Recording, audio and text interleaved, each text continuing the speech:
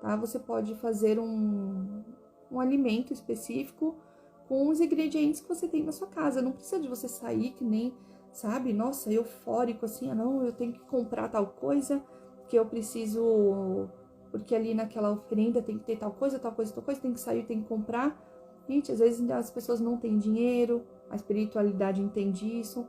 Às vezes a pessoa não tem disponibilidade de tempo para sair e ir atrás, ou às vezes não consegue achar, que às vezes são elementos difíceis de achar, né, de outras regiões. Gente, a espiritualidade entende tudo isso, sabe? Eles não querem que você também deixe, né? Muitas vezes a pessoa não tem dinheiro, não quer que você deixe de colocar o pão na sua mesa para você entregar uma oferenda para um guia espiritual, por exemplo, né? Numa oferenda. Não faz sentido para digamos até um orixá, né? Para quem é mais da Umbanda, não faz sentido nada disso, tá? E é isso que a gente precisa desmistificar muitas coisas, desbloquear muitas coisas que estão na nossa mente, que muitas vezes a gente foi condicionado a acreditar, sabe? Não, mas eu preciso me passar uma lista, eu tenho que fazer tal coisa. Gente, esquece isso, tá? Assim, eu vou passar muito da minha prática, da minha vivência e do que eu acredito pra vocês, tá? Porque assim, se a pessoa não tem dinheiro, vai deixar de colocar, como eu falei, o pão na mesa pra entregar uma oferenda pro guia. Eu, assim, os seres de luz mesmo, tá? Não estou falando daqueles seres que se passam por seres de luz, tá? A gente tem que ficar muito esperto com isso, de muitos lugares que a gente vai, né? Do que a gente faz. Porque, assim, a partir do momento que você chama, né? Um ser, você tem que saber que ser que é o que você tá fazendo, tá? Mas assim, só para vocês entenderem um pouquinho de como, às vezes, a espiritualidade é maravilhosa, mas a gente tem que saber trabalhar da maneira, não digo nem da maneira certa, porque às vezes o que é certo para mim não é para você e vice-versa, né? Como eu disse, não trago verdades absolutas, né? Mas é o que eu acredito, sabe, gente? A espiritualidade de uma maneira mais livre, mais leve, né? E que não, assim, cobra tanto da gente. Cobra, sim, para nós sermos pessoas melhores a cada dia, pra gente superar a nós mesmos a cada dia, mas não naquela fissura, sabe? Naquela loucura de você tem que fazer tal coisa porque tal pessoa falou que tem que ser assim, assim, assado. Não, sabe? Eu não... Quando assim é feito... Até uma coisa também, tá? Em muitos lugares, muitos, né? Templos aí espirituais, né? Também se fala assim, eu preciso de fazer uma obrigação para tal guia espiritual, para tal orixá, enfim. Eu não gosto dessa palavra obrigação, tá? Quando eu ouço uma pessoa falar assim, eu preciso de fazer uma obrigação. Gente, eu já falo, pode parar, sabe? Para mim não faz sentido você fazer algo por obrigação, né? Porque a partir do momento que você usa essa palavra obrigação, ela soa muito pesada. Ela soa como algo, que saco, tem que fazer, é cansativo, sabe? Eu entendo por isso, né? Então, assim, eu não uso essa palavra obrigação. Eu falo, nossa, eu quero entregar uma oferta, né? Para determinado guia, determinado orixá, guardião, né? Para quem não sabe, né? Exu, Pombagira, que a gente fala na Umbanda, eu chamo eles de guardiões. Eu também não gosto muito, embora não tenha nada a ver, né? Mas porque é o nome do orixá mesmo. Mas os guias, né? Que a gente trabalha na Umbanda, tudo. Eu não gosto muito de usar esses termos porque ficou muito... Como que eu vou dizer assim? É que às vezes eu esqueço as palavras, tá? Não ligam pra isso. Mas as pessoas levam muito para um lado negativo, um lado denso, sabe? Como se estivessem demonizando a imagem deles, né? E eles não são nada disso, tá? Eles são guardiões e guardiãs. São eles que guardam nossos caminhos, que estão 24 horas ali, junto com a gente, aqui por dentro do que a gente faz.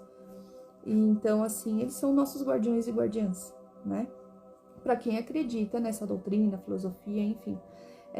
Assim, gente, hoje, eu me classifico como uma espiritualista livre, tá? Eu não sigo uma religião específica, né?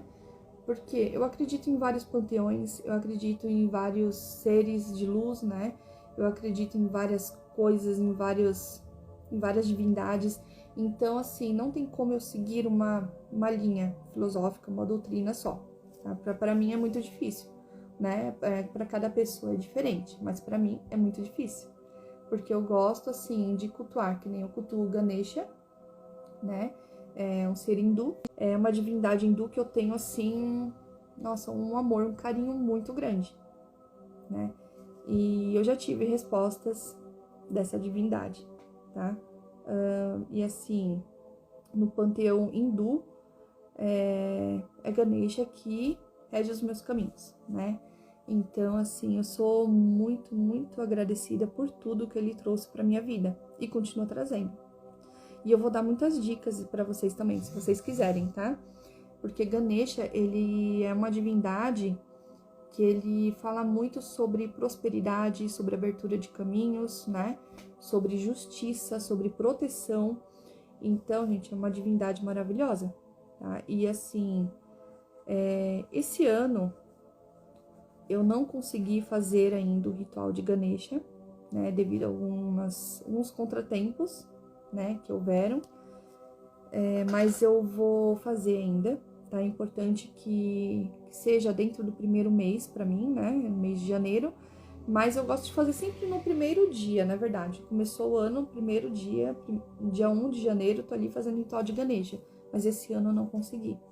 Mas dentro do mês de janeiro ainda, eu vou fazer. E é um ritual muito gostoso, muito assim, sabe? Muito fluido, muito tranquilo. E que esse ser, né, ele traz muita luz mesmo para os nossos caminhos, de verdade. Eu vou falar de uma live só sobre Ganesha, se preparem. Porque Ganesha é maravilhoso mesmo. E assim, eu posso ficar horas e horas falando dele, né? Então, pra mim, todos os seres, né, que eu acredito. Então, assim, tem vários panteões que eu gosto muito, né, que eu cultuo bastante.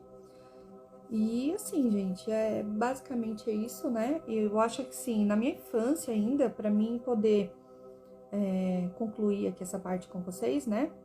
Então, nós tiveram muitas coisas, muitas. E uma coisa que foi muito marcante pra mim na minha infância foi o seguinte: como eu falei pra vocês, né? Eu tinha esses problemas de desmaios, de convulsão quando eu era pequena. E assim, só que eu sempre senti que muitas coisas ali não era muito do físico, do corpo físico. Desde pequena eu já sentia que tinha alguma coisa a mais, tá? Eu não sei se também devido àquela carga toda de quando, né, eu nasci, que dessas pessoas negativas, né, que fizeram coisas que não queriam nem que eu viesse para esse mundo, mas beijinho, tô aqui.